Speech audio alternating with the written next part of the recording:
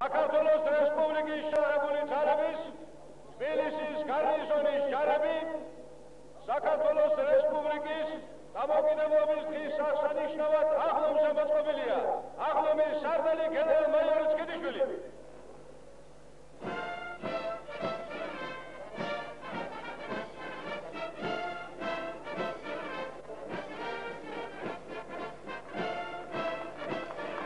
შეერთებული ძალების გენერალური შტაბის უფროსმა, თავდაცვის მინისტრის პირველმა მოადგილემ ავთანდილ წკიძიშვილმა რესპუბლიკის თავდაცვის მინისტრს გიორგი ყარყარაშვილის უპატაკა გზადყოფნის შესახებ.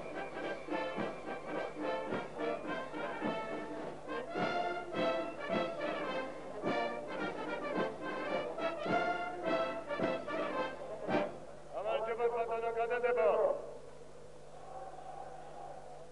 გილოცავთ საქართველოს დამოუკიდებლობის აღდგენის დღეს.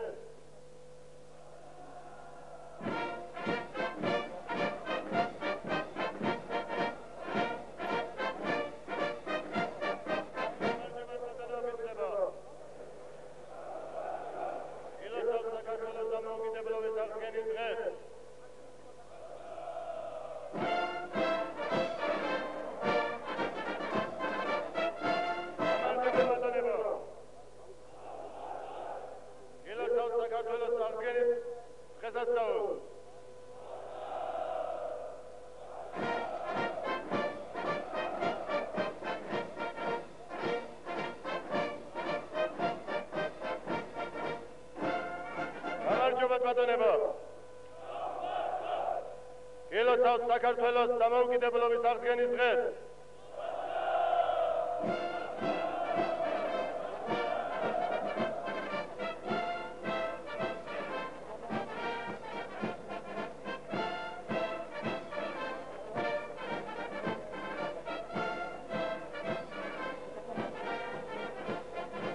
გამარჯობა ბატონებო. გილოცავთ საქართველოს დამოუკიდებლობის აღდგენის დღეს.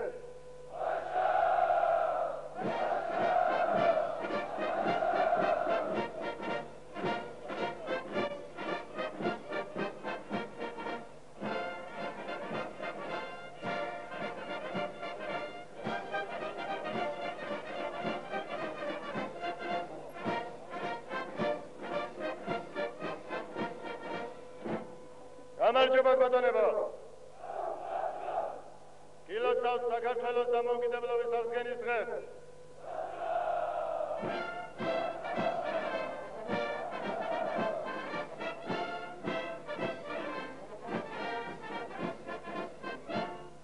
გამარჯობა ბატონებო.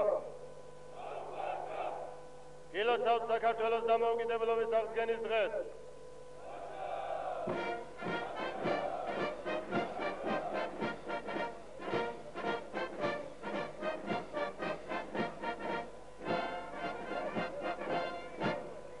გამარჯობა ბატონებო. გილოცავთ საქართველოს დამოუკიდებლობის აღდგენის დღეს.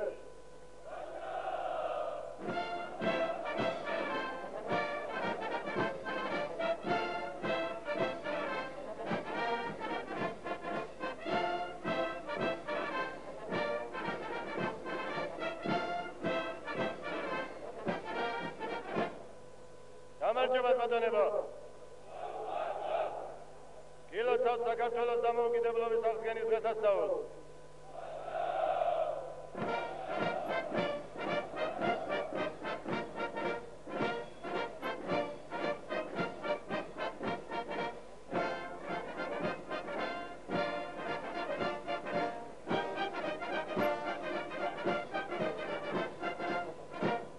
გამარჯობა ბატონებო.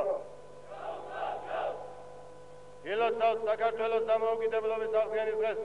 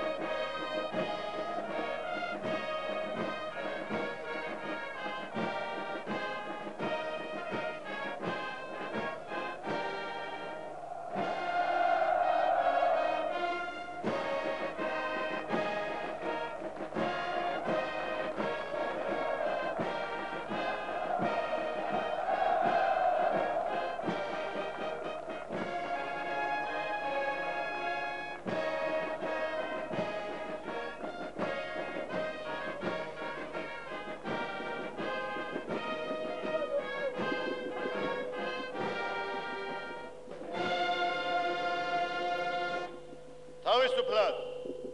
თავისუფლად.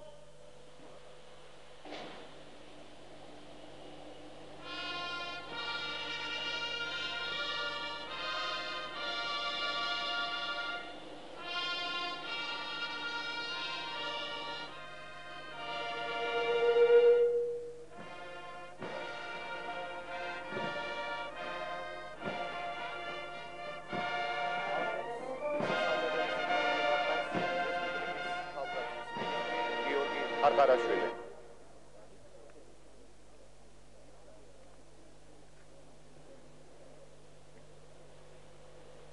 ბატონო ჯარისკაცებო, სერჟანტებო, ზემდეგებო, ოფიცრებო და გენერლებო. ნება მიბოძეთ სახელმწიფოს მეთაურის სახელით რესპუბლიკის პარლამენტის თავმჯდომარის საქართველოს შეიარაღებული ძალების მთავარსარდლის ბატონ ედუარდ შევარდნაძის საქართველოს რესპუბლიკის პარლამენტის საქართველოს მინისტრთა კაბინეტის თავდაცვის სამინისტროს სახელით მოგესალმოთ და მოგილოცოთ საქართველოს დამოუკიდებლობის დღე 26 მაისი. 75 წელი გვაშორებს იმ ბედნიერ დღეს, როცა ქართველმა ხალხმა თავი იხსნა რუსეთის იმპერიის 17 წლის ბატონობისაგან და დაიბრუნა სახელმწიფოებრივი დამოუკიდებლობა. საქართველოს დემოკრატიული რესპუბლიკად გამოცხადდა, რასაც ზეიმით შეხვდა საქართველოს მოსახლეობა.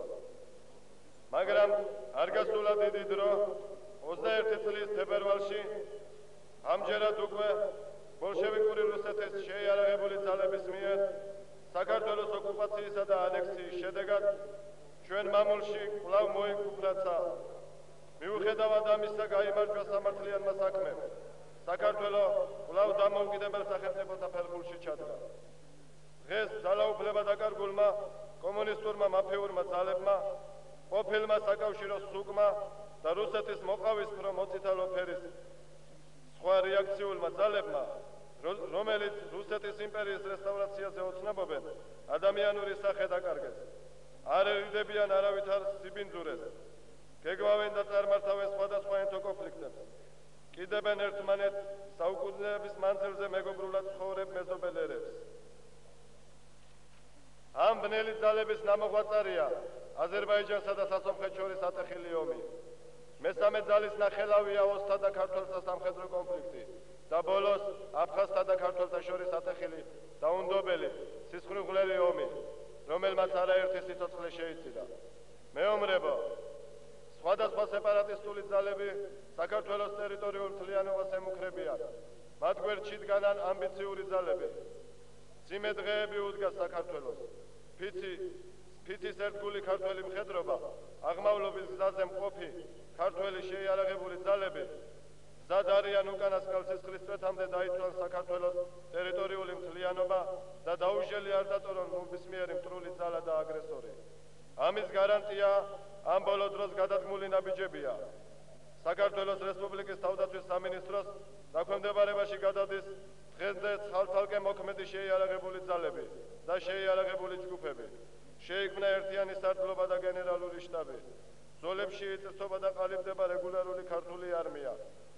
ქართულ ეროვნულ სამხედრო ძალებში უკვე გამოჩნდა პირველი გვარდიული ნაწილები. გვარდიის სახელი მიენიჭათ სამშობლოსათვის ბრძოლებში სახელმოხვეჭილ ბესი ქუთათელაძის სახელობის საჩხერის ბატალიონს, გელა გიორგაძის სახელობის ტყიბულის ბატალიონს და ჯიმი მაისურაძის სახელობის შურეუფლთა პოლკს. მეომრებო, აგრესიული ძალების მიერ მოხეულმა ომმა 2-ზე მეტი 1000 ქართველი ვაჟკაცის სიცოცხლე შეიწირა. მინდა მოვიშვილიო დიდი ილიას სიტყვები, არ არის მკვდარი ვინც მოკვდეს და ხალხს შესწიროს დღენია. დიახ, ეს დევგმირები მარადიულობას და უკვდავებას ესიარებ და სამუდამოდ დაიძვეს ვინა ქართველი ხალხის გულებსა და ხსოვნაში. ბატონო ჯარისკაცებო, სერჟანტებო, ზემდეგებო, ოფიცრებო და გენერლებო, გაუმარჯოს არმიასა და მის მშობლიური ხალხის ერთობას. გაუმარჯოს საქართველოს ტერიტორიულ ერთიანობას. გილოცავთ ეროვნულ დღესასწაულს, საქართველოს დამოუკიდებლობის აღდგენის დღეს, 26 მაისს. ვაშა!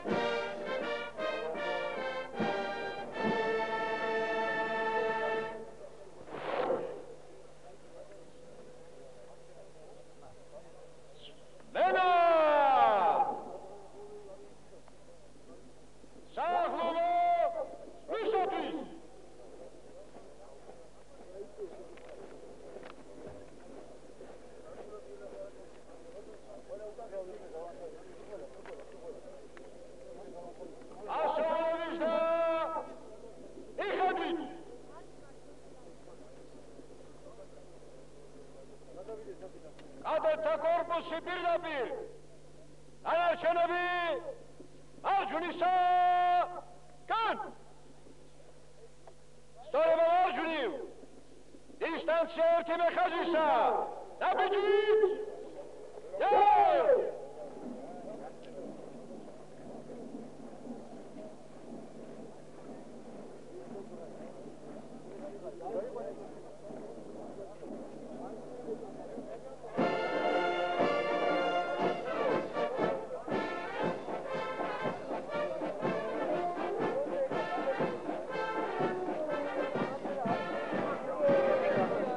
დაიწყო საზეიმო აღლუმი, რომელსაც ხსნის კადეტთა კორპუსი.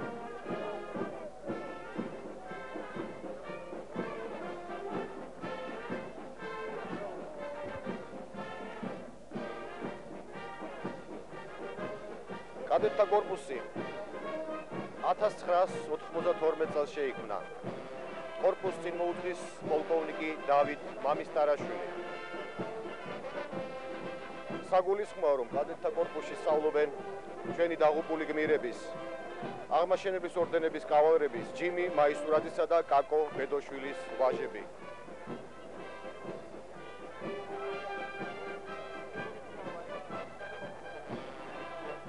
ამონაწერი საქართველოს ეროვნული საბჭოს და საქართველოს რესპუბლიკის 1918 წლის 20 აგვისტოს კანონიდან რეგულარული არმიის შექმნის შესახებ. საქართველოს რესპუბლიკის რეგულარულ ჯარს შეადგენს 2 ქვეითი დივიზია, სანაპირო ჯარი, ცხენოსანი ჯარის 1 ბრიგადა, 1 საარმიო არტილერიის ბრიგადა, საპიორთა 1 ბატალიონი, 1 სატექნიკო ბატალიონი, 1 საავტომობილო ასეული, 1 ჯავშნოსანი ასეული და 1 საავიაციო გუნდი. მაშინ ურთულეს პირობებში სწრაფად ყალიბდებოდა ეროვნული ჯარი. დამოუკიდებელი რესპუბლიკის სამხედრო დოქტრინა იმთავითვე მუდმივი საერთაშორისო ნეიტრალიტეტის პრინციპზე იყო დაფუძნებული. ეს უაღრესად კეთილგონივრული, ანგარის გასაწევი და საპასუხისმგებლო მემკვიდრეობაა, რომელსაც უყოყმანოდ იზიარებს დღევანდელი საქართველო. ახლა უნდა შეიქმნას ახალი ჯარი, პროფესიულად მომზადებული, კარგად შეიარაღებული, სანიმუშო დისციპლინირებული. მავანი შესაძლოა სკეპტიკურად უყურებს ამ პერსპექტივას, მაგრამ ცხოვრება ყველაფერს თავის ადგილს მიუჩენს და რადგან არსებობს სახელმწიფო, მას აუცილებლად ეყოლება მოქალაქეთა უსაფრთხოების, საზღვრების დაცვისა და ტერიტორიული მთლიანობის შენარჩუნების საიმედო გარანტი. ტრიბუნებს ჩაუარეს თავდაცვის სამინისტროს ოფიცერთა ასეულმა, სამხედრო აკადემიის კურსანტებმა, ჩოლოყაშვილის პოლკმა, ბატალიონმა შავნაბადამ, რომელმაც აფხაზეთში ბრძოლებით ისახელა თავი, მათ წინ მიუძღოდათ პოლკოვნიკი კობა კობალაძე.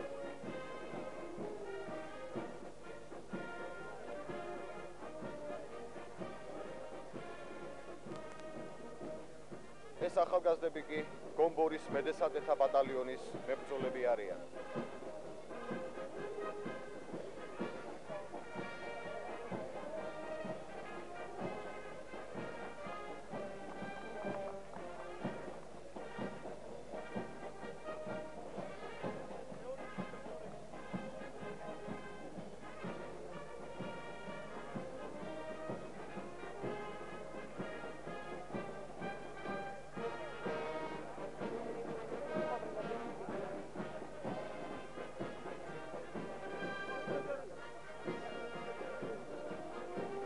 ტრიბუნების წინ ცხოვრინაბიჯებით მიდიან მეკავშირეების ასეულის მებრძოლები.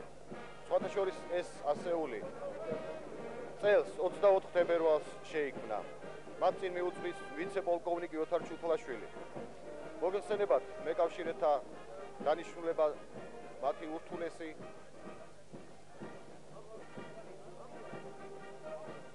ურთულესი მოვალეობა.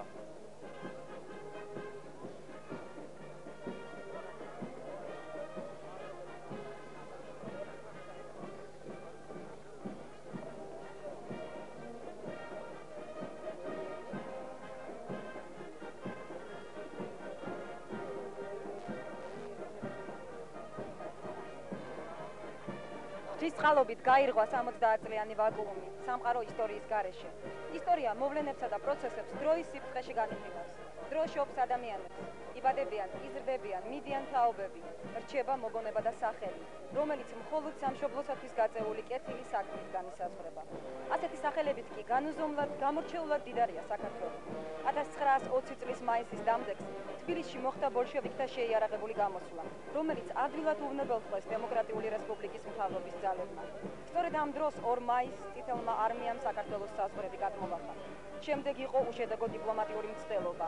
1921 წლის 25 თებერვალს წითელმა არმიამ თბილისი დაიკავა. საომარი ოპერაციები მარტის მეორე ნახევარში დასრულდა და დაიწყო კიდევ ერთი ახალი ეტაპი კვლავ დამოუკიდებლობისაკენ ბრძოლისა. კანონზომიერიცაა და პარადოქსულიც. ამის შემდეგ იმპერიის წინააღმდეგ საბრძოლველად საქართველოში მოქმედი ყველა პოლიტიკური პარტია გაერთიანდა. დაიწყო ქართველი ხალხის მხედრული დარაზმვა და აჯანყებისათვის მზადება, რომელსაც ხელმძღვანელობდა სამხედრო ცენტრი, თავმჯდომარე გენერალი კოხტა აფხაზი, წევრები, გენერალი ანდრონიკაშვილი, გენერალი წულუკიძე, პოლკოვნიკი ხიმშიაშვილი, პოლკოვნიკი მუსხელიშვილი.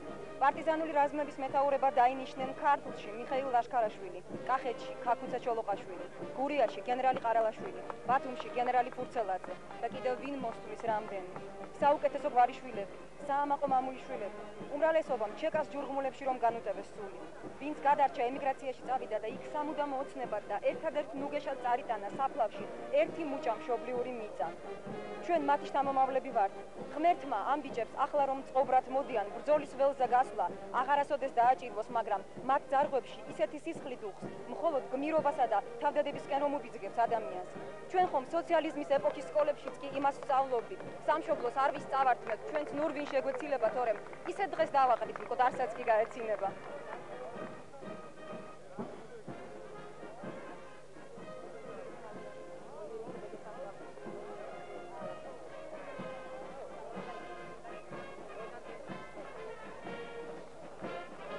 საქართველოს შინაგანი ჯარების მარში. წყობრი, მტკიცე ნაბიჯებით მიემართებიან ტრიბუნებისაკენ საქართველოს შინაგანი ჯარის კოლონები. მათ წინ მოუწვეს შინაგანი ჯარების სარდალი გენერალ-მაიორი გელა ლანჩავა. მტკიცეა მათი მოწოდება. ქვეყანაში სამართლებრივი წესრიგისა და კანონიერების განმტკიცება, ბრძოლა მშვიდობის დამყარებისათვის, ქვეყნის დამოუკიდებლობისა და ტერიტორიული მთლიანობის შენარჩუნებისათვის. შინაგანმა ჯარმა, როგორც ჩვენი სამშობლოს შეიარაღებული ძალების აქტიურმა შემადგენელმა ნაწილმა, საქმით დაადასტურა დიდი მისიის ასრულებისათვის მზადყოფნა სამშობლოსა და ერის წინაშე დადებული მიწის ერთგულება. დიდია წვლილი, რომელიც შინაგანი ჯარების მოტომსროლელებმა, ტანკისტებმა, არტილერისტებმა, მფრინავებმა, მეკავშირეებმა და მესანგრეებმა თავიანთი სარდლის გენერალ-მაიორის გელა ლანჩავას უშუალო მეთაურობით შეიტანეს სამაჩაბლოსა და აფხაზეთში თავსმოხვეული კრიზისული სიტუაციების მოწესრიგებაში, ქვეყნის თავდაცვის უნარიანობის განმტკიცებაში. განსაკუთრებით თავი ისახელეს პირველი ოპერატიული ბრიგადის საპატრულო, პოლკისა და სპეცდანიშნულების ბატალიონების, გორისა და სოხუმის ბატალიონების მებრძოლებმა.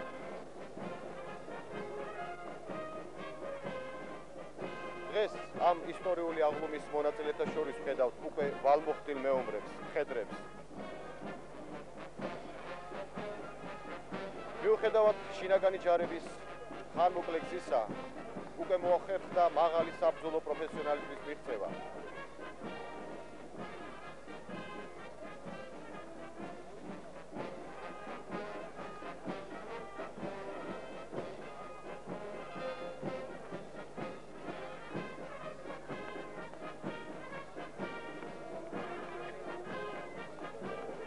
მათი მორალურ, პოლიტიკური და მხედრული შემართების კრედოა ბედნიერია ის, ვისაც სამშობლოსათვის უძლებს გული.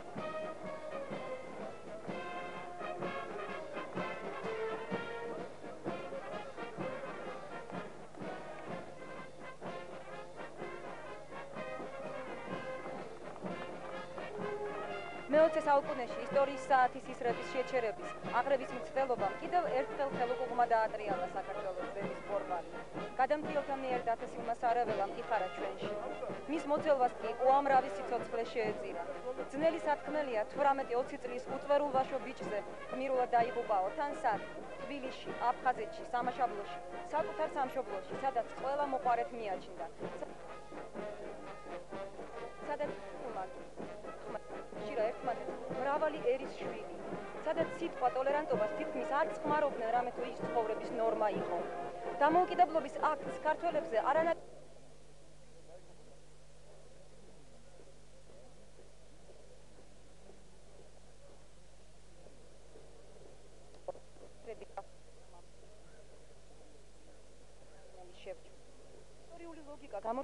ამ ხალხის შთამომავლები მოსისხლე მტრებად ქცეულიყვნენ, რომ არა ძველის ძველი, მომიტევეთ ამორალური პრინციპი, დაყავი და იბატონე. გუჯერა, დღეს ისე როგორც არასდროს, რომ გარეშე ძალის უხეში მცდელობა სრული კრახით დამთავრდება.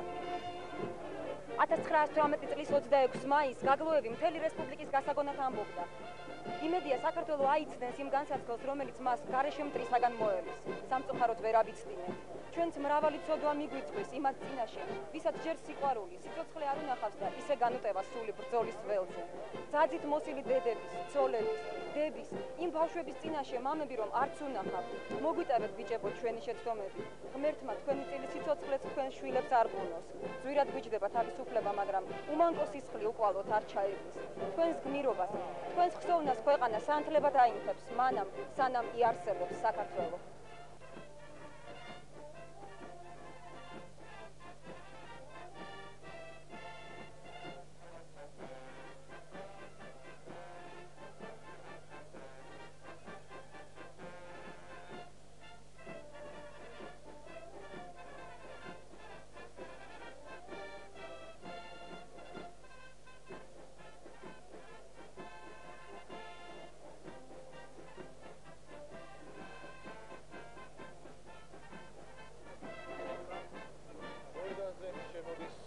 შინაგანი ჯარების ჯავშან სატანკო ტექნიკა და არტილერია, რომელსაც წინ მოუძღვის პირველი ოპერატიული ბრიგადის მეთაური გენერალ-მაიორი გუჯარი ურაშვილი. დღეს ყველასათვის ცხადია, რომ უდიდესი მნიშვნელობა აქვს საბრძოლო ტექნიკას ქვეყნის უსაფრთხოების საქმეში. ამიტომაც განსაკუთრებით სასიხარულოა დღეს ამ საზეიმო წუთებში, როცა ვხედავთ ჩვენი ქვეყნისათვის პოლიტიკური და ეკონომიკური მძიმე კრიზისის პირობებში შინაგანი ჯარების ამ უდიდეს ძალისხმევასა და მზადყოფნას.